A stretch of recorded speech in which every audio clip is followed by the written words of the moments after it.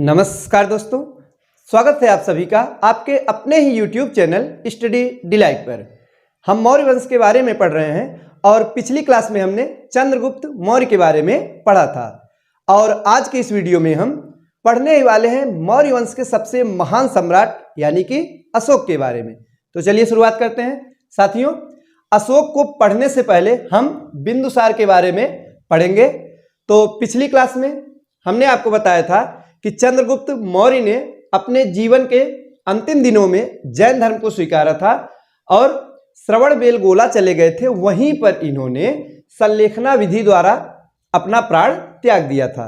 तो चंद्रगुप्त मौर्य के बाद जो अगला शासक है वो है बिंदुसार। तो साथियों, सबसे पहले हम समय देखेंगे कि इनका शासनकाल कब से कब तक रहा। तो 298 ईसा पूर्व से लेकर 273 ईसा पूर्व तक। तो कब से कब तक बिंदुसार का शासनकाल रहा? 298 ईसा पूर्व से 273 ईसा पूर्व तक रहा है।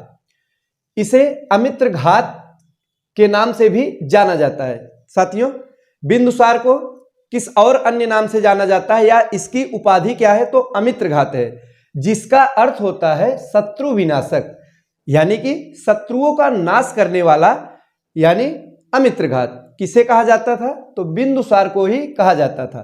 तो ये प्रश्न कई बार परीक्षा में पूछा गया है कि किस शासक को अमित्र घात के नाम से भी जाना जाता था। तो आप क्या बताएंगे? बिंदुसार को जाना जाता था। और जैन ग्रंथों में बिंदुसार को सिंहसेन नाम से भी संबोधित किया गया है। साथियों, अभी तक तो हमने जाना कि अमित्र घात बिंदुसार का एक अन्य नाम है, लेकिन जो जैन ग्रंथ हैं तो जैन ग्रंथों में बिंदुसार के लिए एक नाम आता है, वो है सिंहसेन। इसे भी आप जानते रहिएगा कि सिंहसेन किसे कहा गया है? बिंदुसार को। और किस ग्रंथों में? तो जैन ग्रंथों में कहा गया है। साथियों, जिस समय बिंदुसार शासन कर रहा था उस समय तक्षशिला में विद्रोह उठने लगे थे। इसके खिलाफ कई बार विद्रोह हुए। तो विद्रोह को दमन करने के लिए यानी उसे दबाने के लिए सबसे पहले सुसीम, जो कि बिंदुसार का बड़ा लड़का था। सुसीम कौन था साथियों? बिंदुसार का बड़ा बेटा था। तो ये वहां पर था और विद्रोह को दमन करने का इसने प्रयास किया, किंतु पूरी तरह से ये दमन करने में सक्षम नहीं था, यानी दमन नहीं कर सका। तो विद्रोह को ये पूरी तरह से नहीं दबा पाया। फिर क्या हुआ? फिर बिंदुसार ने अशोक को भेजा। किसे भेजा साथियों? अशोक को। इतिहासकार ऐसा कहते हैं कि बचपन के दिनों में यानी प्रारंभिक दिनों में अशोक को बिंदुसार ज्यादा पसंद नहीं करते थे। बिंदुसार ज्यादा मानते थे अपने बड़े बेटे यानी कि सुसीम को।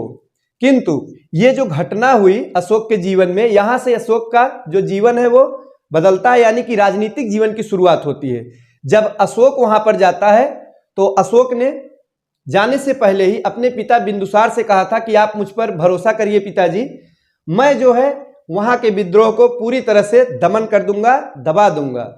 और यह भी कहा कि इसके बाद अगला राजा मुझे घोषित किया जाए, यानी मैं उत्तराधिकारी आपका मैं ही बनूंगा। तो अशोक वहां पर जाता है तक्षशिला में साथियों, और तक्षशिला में जो विद्रोह हुआ था तो अशोक ने उसका दमन कर दिया। साथियों, इसके बाद ही अशोक को जब इसने वहां दमन कर दिया, विद्रोह को पूरी तरह से दबा दिया, तो बिंदुसार ने अगला जो उत्तराधिकारी है वो अशोक को ही बनाया, यानी कि घोषित किया।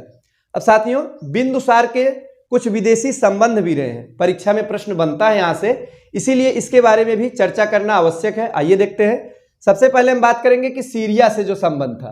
तो बिंदुसार का जो है विदेशों से संबंध था और सीरिया के एक शासक थे, नाम क्या था? एंटियोकस प्रथम। नाम जरूर याद रखिएगा। सीरिया के शासक एंटियोकस प्रथम से बिंदुसार के अच्छे संबंध थे। तो बिंदुसार ने इनसे जो है अंजीर, अंगूरी शराब और दार्शनिक भेजने को कहा था। तो एक बार इनके पास जो है सूचना भिजवाया है दूत के माध्यम से, इनसे कुछ डिमांड किया था। क्या क्या था? कि अंजीर, अंगूरी शराब, इसके साथ ही साथ दार्शनिक भेजने को कहा था।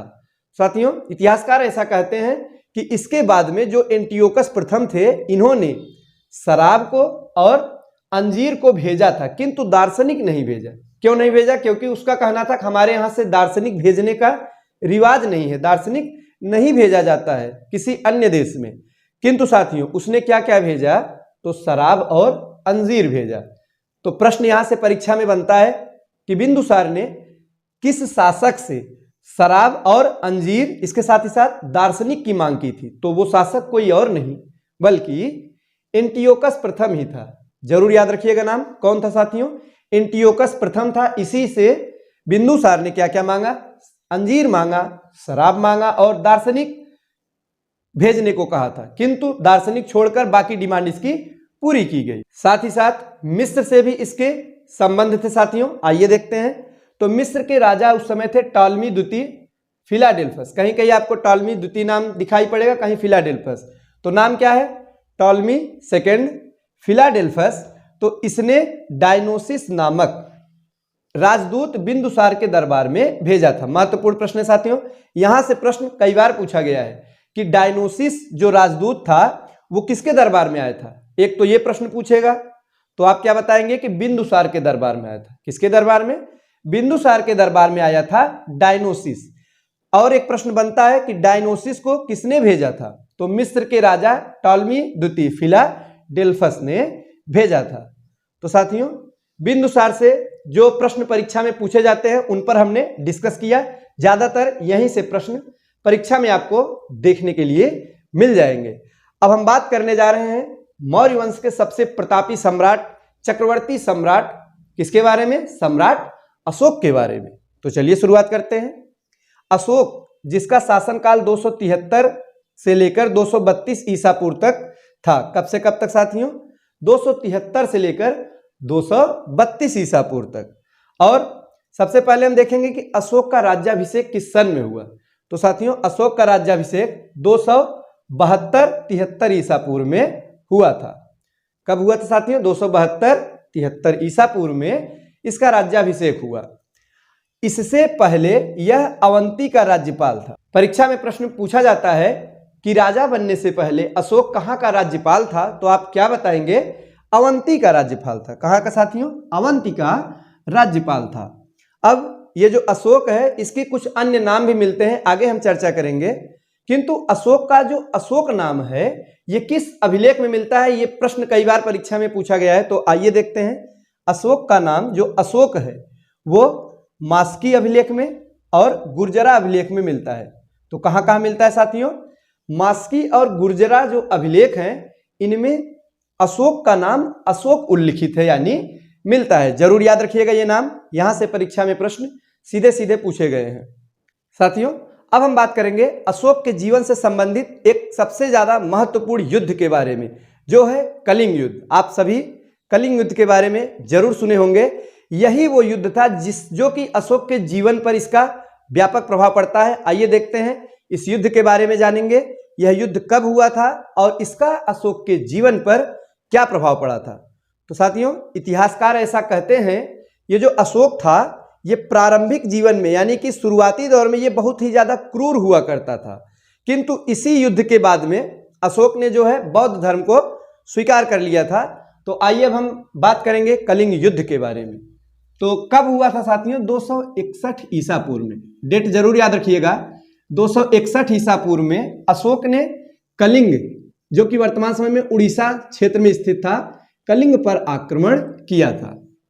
तो कब आक्रमण किया था? 261 ईसा पूर्व में अशोक ने कलिंग पर आक्रमण किया। साथियों, इस युद्ध में लगभग 1,50,000 लोग बंदी बनाए गए, 1 लाख से ज्यादा लोगों की हत्याएं की गई और 1.5 लाख के लगभग लोग घायल हुए थे। तो आप समझ सकते हैं कितनी बड़ी संख्या है। तो इतना भीषण नरसंहार हुआ कि यहाँ पे इस युद्ध में लाखों लोग मारे गए। और इस युद्ध के बाद जो सैनिक, जो योद्धा मारे गए, उनकी जो विधवा पत्नियां थी, स्त्रियां थी, जब वे रुदन करने लगी, अशोक के सामने आकर रोने लगी, इतनी बड़ी संख्या को देखकर और इतनी भीषण नरसंहार को देखकर ऐसा कहते हैं कि अशोक का जो कि एक बहुत ही ज्यादा क्रूर शासक हुआ करता था, उसका मन द्रवित हो उठा, यानी कि हृदय उसका परिवर्तन हुआ, उसका मन पिघल गया। और वो उसी समय अशोक ने प्रतिज्ञा की कि अब मैं जीवन में कभी भी युद्ध नहीं करूंगा, नरसंहार नहीं करूंगा, बल्कि मैं अब धम्म की बातें करूंगा और धर्म पर चलूंगा। इस प्रकार से अशोक ने इसी युद्ध के भीषण नरसंहार को देखने के बाद ही युद्ध न करने की उसी समय क्या किया? प्रतिज्ञा की। और बौद्ध धर्म को स्वीकार कर लिया।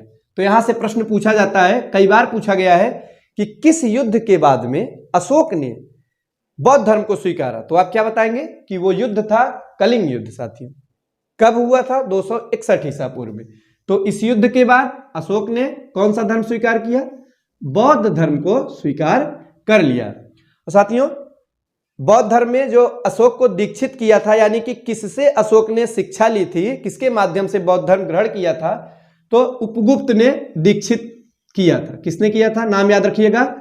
अशोक को बौद्ध धर्म में दीक्षा देने वाला जो भिक्षु था, बौद्ध भिक्षु, वो कोई और नहीं बल्कि उपगुप्त था।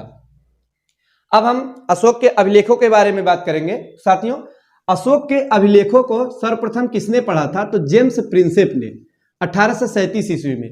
यह प्रश्न कई बार पूछा गया है कि अशोक के अभिलेखों को सबसे पहले किसने पढ़ा था? तो आप बताएंगे जेम्स प्रिंसेप ने। और किस सन में? तो 1837 ईस्वी में।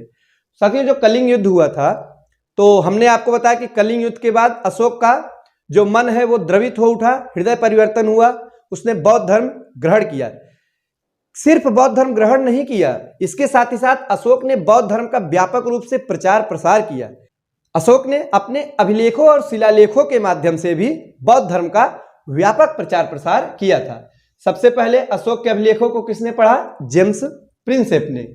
और अशोक के अभिलेखों की बात की जा रही है, तो बताइए कि सबसे बड़ा अभिलेख कौन सा है?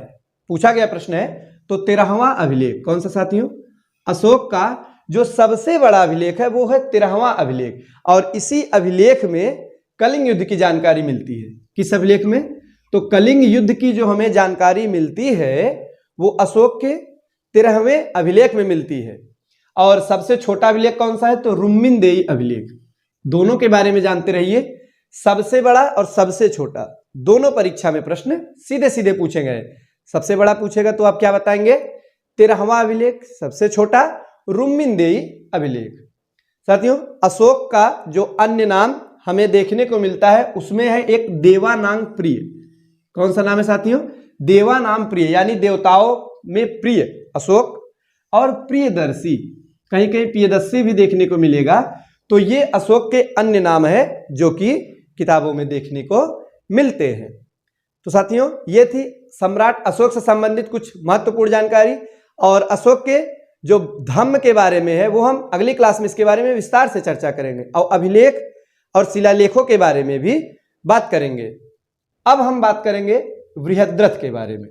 अंतिम मौर्य शासक कौन था? तो बृहद्रथ ही अंतिम मौर्य सम्राट था, जिसकी हत्या पुष्यमित्र शुंग ने 185 ईसा पूर्व में कर दी थी। तो अंतिम मौर्य सम्राट कौन था? बृहद्रथ। और इसकी हत्या किसने की थी? तो इसका एक सेनापति था, उसका नाम था पुष्यमित्र शुंग। इसी ने 185 ईसा पूर्व में इसकी हत्या कर दी और एक नए वंश की स्थापना की। कौन सा वंश? शुंग वंश। याद रखिएगा, इसकी हत्या करने के बाद एक नए वंश की स्थापना करता है पुष्यमित्र शुंग, और उस वंश का नाम है शुंग वंश। तो इस प्रकार से यहां पर आकर जो मौर्य वंश है वो समाप्त होता है और एक नए वंश की स्थापना होती है, और उस वंश का नाम है शुंग वंश। साथियों, आज हमने मौर्य वंश के प्रमुख शासकों के बारे में डिस्कस किया। नेक्स्ट वीडियो में हम लोग मौर्य प्रशासन के बारे में पढ़ेंगे। इसके साथ ही साथ मौर्यकालीन समाज के बारे में भी विस्तार से चर्चा करेंगे। तो आज के लिए बस इतना ही। धन्यवाद।